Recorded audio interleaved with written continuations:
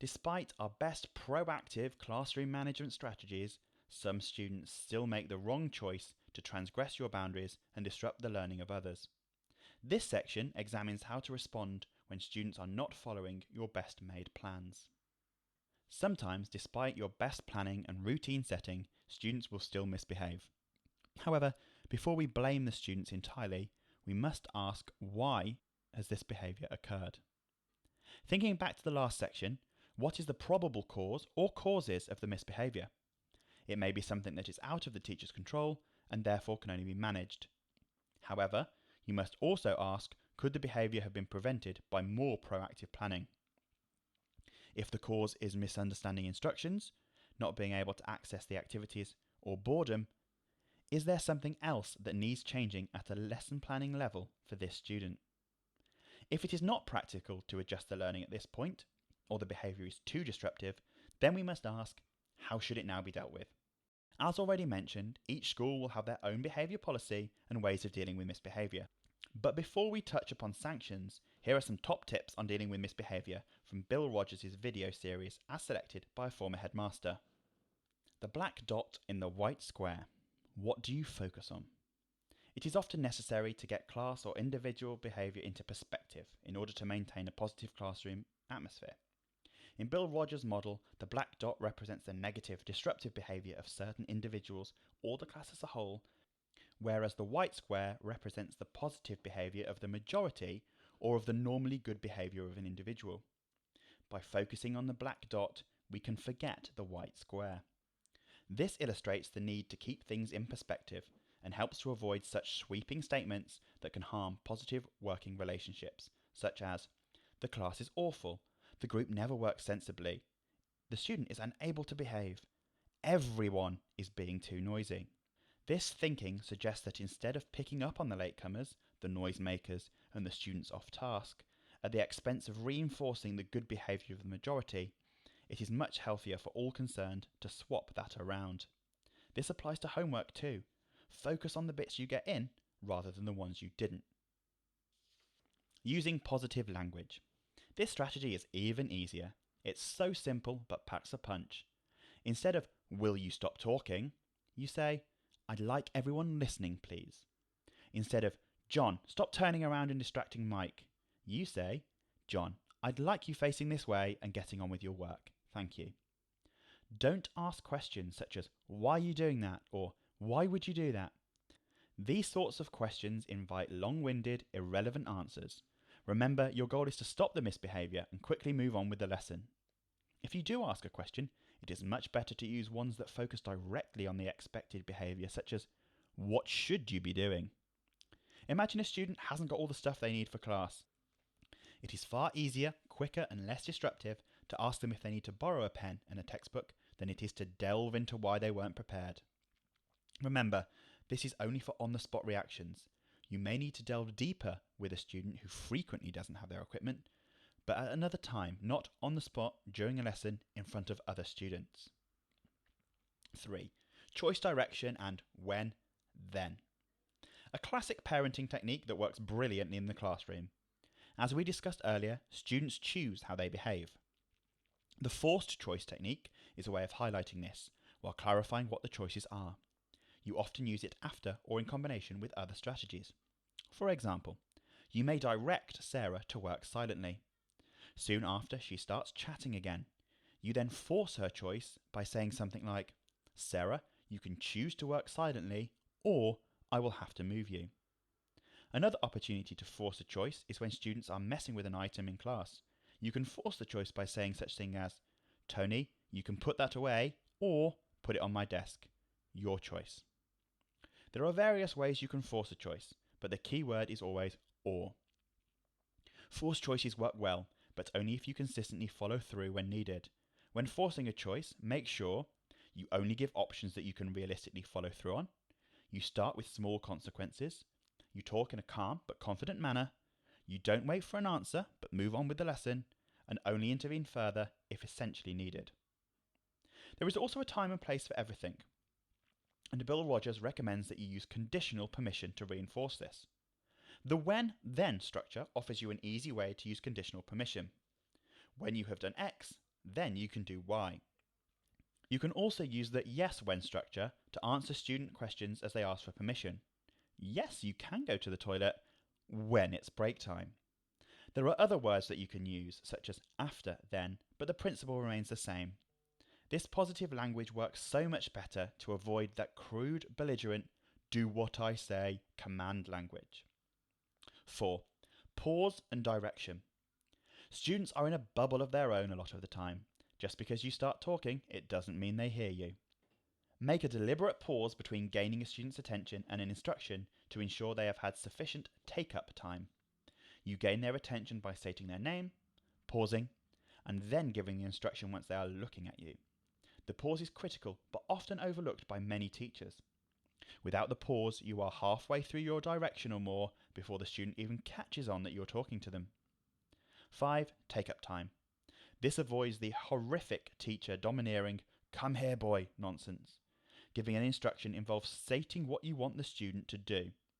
Examples of instructions could include statements such as, facing this way and listening please. Working silently please. Pop that in the bin thanks. Pretty simple really. There are only 3 tricks to doing it well. Using pause direction to gain attention, and then pause before giving the direction itself. State what you want them to do, but not what you want them to stop doing. And finally, speak in a firm but friendly way. 6. You establish what you establish. This refers to the establishment phase with a new class. Right from the start, anything you allow becomes established as allowed, and anything you challenge is established as unacceptable. The classic is noise level and off-task talking. If you do not challenge students who talk while others talk, you establish that this is okay, and it is no good getting bothered about it later because you set it up. Similarly with noise level, if you ask for silence and then accept a general hubbub when you give instructions, then your message to the class is, silence means general whispering.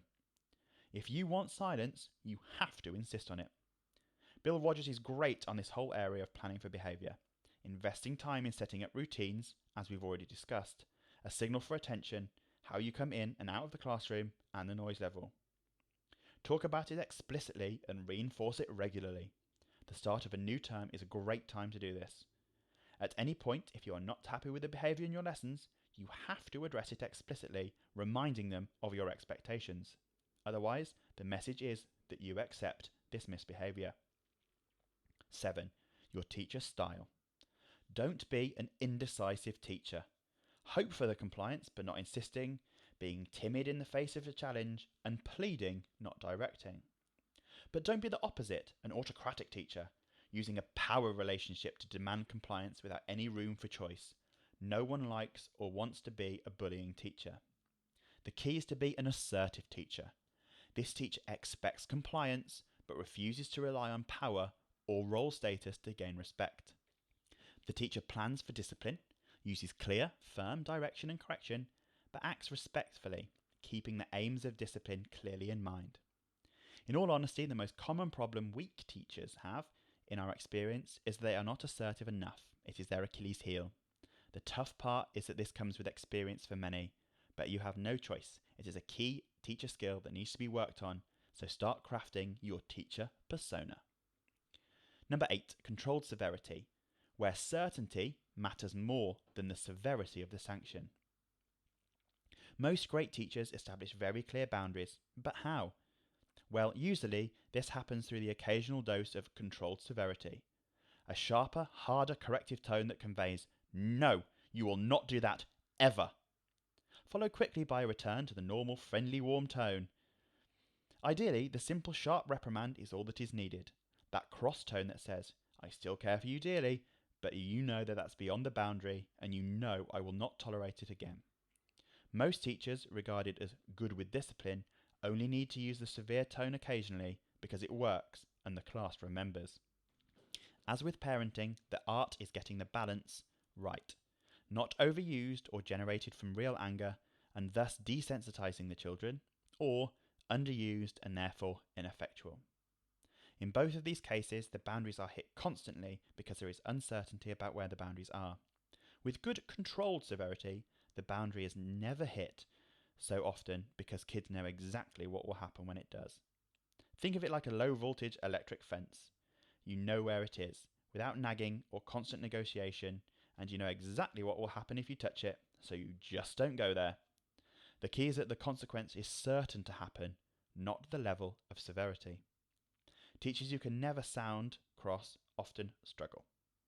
Similarly, teachers who allow genuine anger to build up also struggle, and these are the shouters. Worst of all are teachers who shout but then don't follow up with the consequences. This is why being an assertive teacher and crafting your teacher persona is vital. Number 9, the partial agreement, also known as being the grown-up.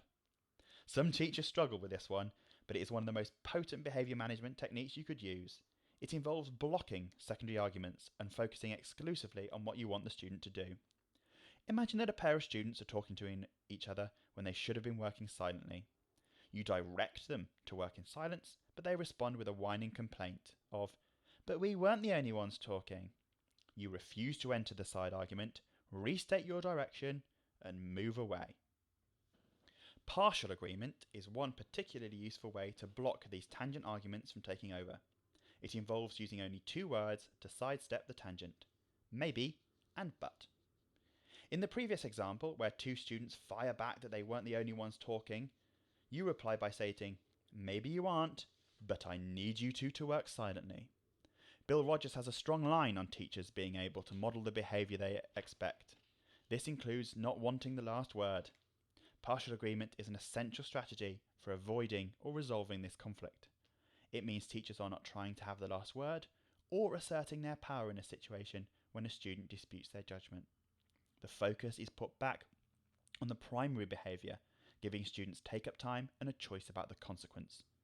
Expecting compliance is key, but we should not regard giving in as a sign of weakness. Communicating to students that you may be wrong is an important part of building relationships while maintaining your authority. Bad teachers are those who want their pound of flesh, are uncompromising, and moan about kids getting away with it. It never ever helps. Finally, behaviour management is an emotional issue. The overriding message here is to recognise explicitly that behaviour is about emotions and associated traits. Confidence, self-esteem, peer relationships, group acceptance, empathy, belonging, resilience, and all the opposites of these. Crucially, this is for the teacher and the students. There is no excuse for an angry outburst that has no resolution for either party. There is no excuse for forcing a child into an emotional corner through power or using sarcasm to humiliate. We are the adults. But we're human and we sometimes fail to manage. Sometimes things go wrong, and as teachers we put ourselves on the line emotionally all day. No other job is like that, where you risk being burned by a teenager just because you asked them to do some work.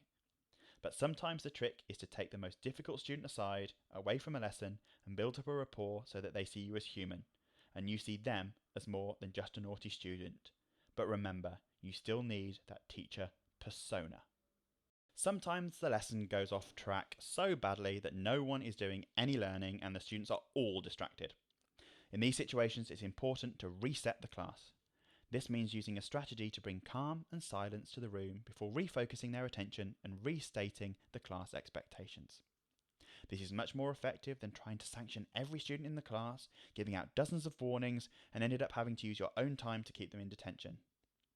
Using non-verbal signals, a deadly stare, and confident body language to settle down a class can often be more effective than overusing your voice. Students will quickly start to ignore a teacher who is constantly raising their voice and saying, "Stop talking, get on with your work, sit back down, warning, warning, second warning." Remind yourself that you're in charge, you're in control, and this is your classroom. Some strategies include using language which refocuses clearly and concisely. "I'd like you all to look this way," and listen very carefully. "Looking at me and listening, please." You should also show confident body language and maybe a stern look. Going around individual tables, giving them work, and explaining that you do not want them to end up with detentions. You could maybe give out textbooks and tell students they need to be working in silence in 1 minute to avoid a sanction. Write the page number on the board and what question numbers they should do. Do not interact with questions, giving non-verbal signals like a finger on the lips. Once the textbooks are out, start writing down the names of the students doing the right thing and praising them. "Well done, Josh, Kira, Alex, Ellen, Eddie. You won't be having a detention. Let's see who else can behave in the proper way. You could also put the instructions on the board and do the same as above. But sometimes the class is so disruptive that it might be appropriate to actually restart the lesson. Tell the students in a very firm voice to go outside, line up in silence, and try again. This should only be used in extreme circumstances and maybe at the start of meeting this class, as otherwise students will learn that this is a way for the whole class to avoid doing any work. Use the techniques as mentioned in the previous lesson entry section. With detentions and sanctions, make sure you know your school's behaviour policy. Consistency is key with behaviour, and if the students can see quickly that you're doing the same thing as all of their other teachers, they will quickly fall into line. Your school will have a sanction system. Usually this may involve warnings in a lesson before a teacher issues detention, followed by a more serious whole school detention. Remember that if you issue a detention, you need to give exact instructions for the students as to where and when they should meet you. Be specific. Alex, I need to see you as soon as the bell goes for lunch in this room today. The students then have no excuse for not turning up. However, remember that you'll have to staff the detention, so it's also a detention for you. Don't be tempted to issue whole class detentions. It may seem like the entire class are misbehaving, but this perpetuates the idea that it is a case of you versus them. There will be some students in your class who are just trying to get on with their work. Try and find these good examples. Even if you have used a timer for time wasted in a lesson, some students shouldn't be punished along with their peers if they have done nothing wrong. Make it clear during class that you are looking for names of people who do not deserve detention and that you want to see who is behaving. Write down their names to show them you appreciate them doing their best. Do not write the names of the misbehaving students on the board, as this is rewarding their misbehaviour with attention. Let's summarise the reactive strategies we've looked at so far. Pause and reflect on the presenting misbehaviour. Is there an identifiable cause that you can immediately deal with, or do you need to reflect on this and adjust your planning to prevent this behaviour in the future? Focus on the positives and follow those top tips from Bill Rogers about using your language effectively.